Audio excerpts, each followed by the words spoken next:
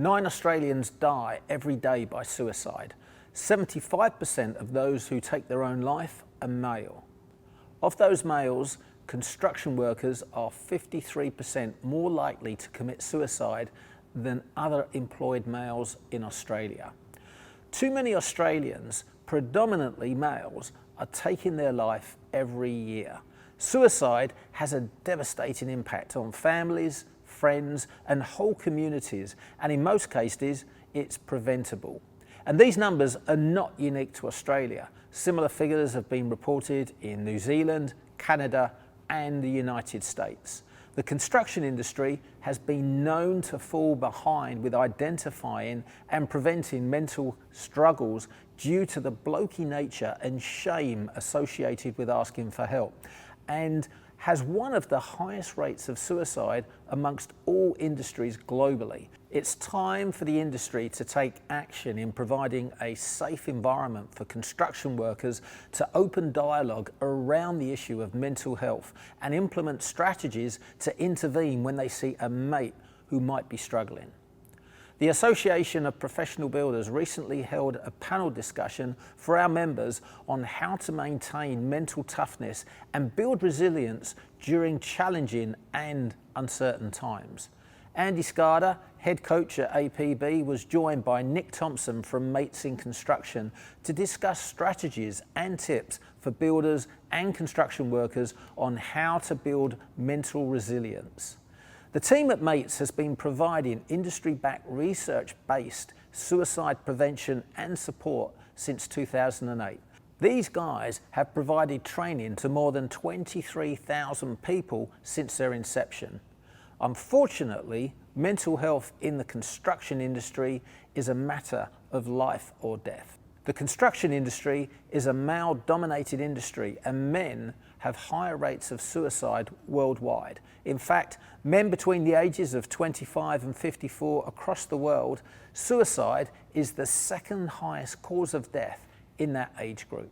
And quite simply, the construction industry is the industry with the highest rates of male suicide in Australia and the United States. In Australia, men in the construction industry are 53% more likely to die by suicide than other employed males in this country. That's 190 construction workers a year, meaning that a construction worker is lost to suicide every second day. That data, supported by a study recently commissioned at the University of Melbourne and Deakin University. The reality is that even though the construction sector has very stringent health and safety regulations, death by suicide in this industry is 6 times higher than death due to site accidents, a recent study commissioned by Mates in Construction found. This is not only the case for Australia. The United States and Canada are unfortunately showing similar statistics. The US Centre for Disease Control and Prevention, the CDC, has said that the construction industry has the second highest rate of suicide in the country, 53.3 per 100,000 workers. The similarity in numbers between Australia and the United States sadly indicates this is a crisis that is felt worldwide. An undeniable cause of the highest suicide rate is unfortunately the stigma surrounding mental health in the industry and with men generally. The main driving factors that lead to suicide are that the sector is dominated by men and there is a stigma associated with talking about mental health. Kate Wilson, a Mates in Construction case manager, summarised this in the Australian context when she said, "In a male-dominated culture, the she'll be right attitude plays a major part," which is an Australian colloquialism that literally means don't worry about it, it'll be okay. There is a stigma attached to men talking to other people about psychological stress and particularly their feelings if they're not coping. The industry must accept that the blokey, tough guy culture is actually damaging to people's mental well-being and their safety, because a lot of employees and team members do not feel comfortable discussing their mental health. This often leaves employees in a place where they are ashamed for experiencing things like anxiety or distress or having depressive and suicidal feelings. This culture unfortunately contradicts the idea that is ingrained in us males that we, for some reason, should not be affected by our emotions. Brad Parker, CEO of Mates in Construction, New South Wales, said that one of the biggest issues was that 93% of construction workers who committed suicide never sought professional help.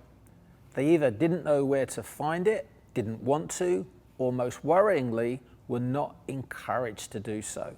Casual factors such as working long working hours, high pressure environments, male-dominated culture, and all of the things that can make life at times really difficult sadly means that people who work in this industry are considering death by suicide. However, there is help out there for all builders and their teams. So it's important to understand the factors that play into mental struggles and explore what can be done to keep builders and their teams safe. Here are some strategies we uncovered throughout the discussion with Mates in Construction. Awareness.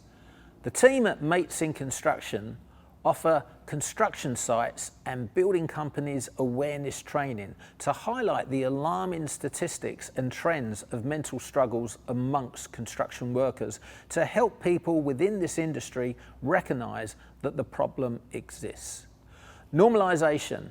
The next step in creating conversation around this topic and encouraging builders to take action towards building mental resilience is normalisation. Normalising the fact that everybody in the world, not just in the construction industry, at some point in their life is going to struggle or have a particular challenge helps people to feel less alone in their mental battles. Warning signs. Look out for the warning signs with your mates. If somebody does start to act differently, whether that's becoming more introverted or more extroverted, if it's outside of their normal pattern of behaviour, touch base with them and say, hey, are you okay? Things seem a little different and I'm a bit worried about you. Would you like to go for a beer and just have a chat? Intervention. One of the more challenging areas of implementing strategies for building mental resilience amongst the construction community is having to intervene. This involves actually intervening after a conversation when someone says to you, yes, I need help, and no, I'm not okay.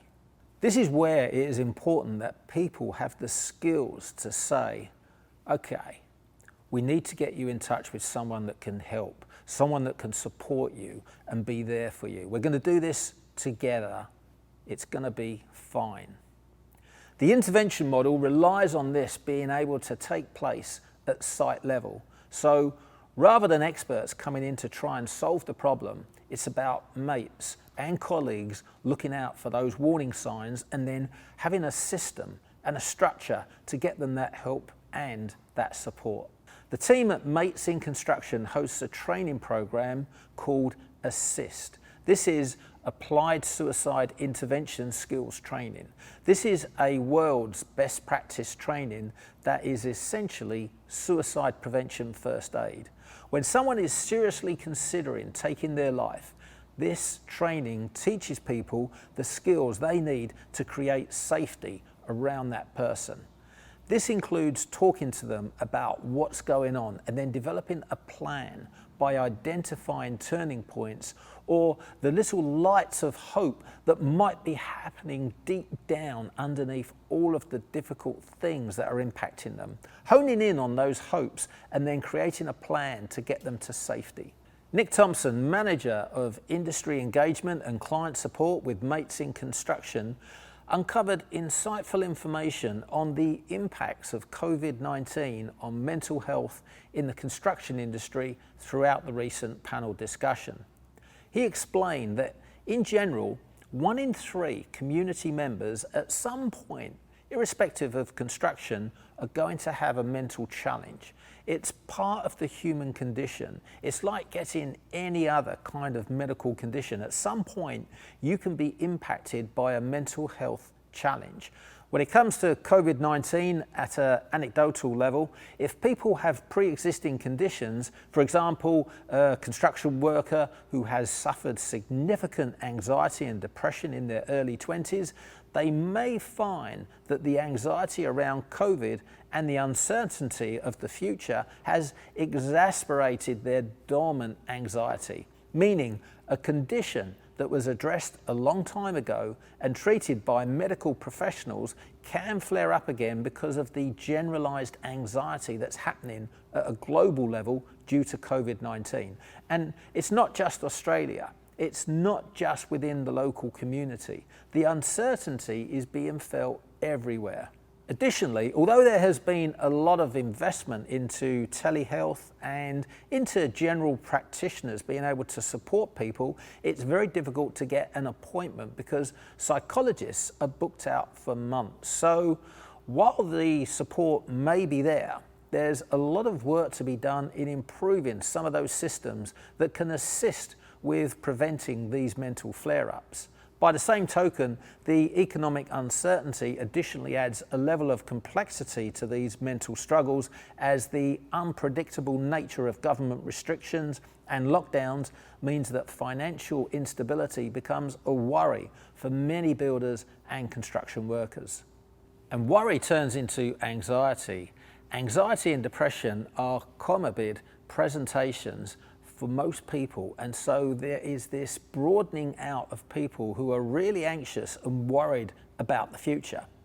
To find out more about how to maintain mental toughness and build resilience during challenging and uncertain times, watch our free online presentation covering suicide in the construction industry and how you can help to prevent it. Click on the button below to watch it for free now.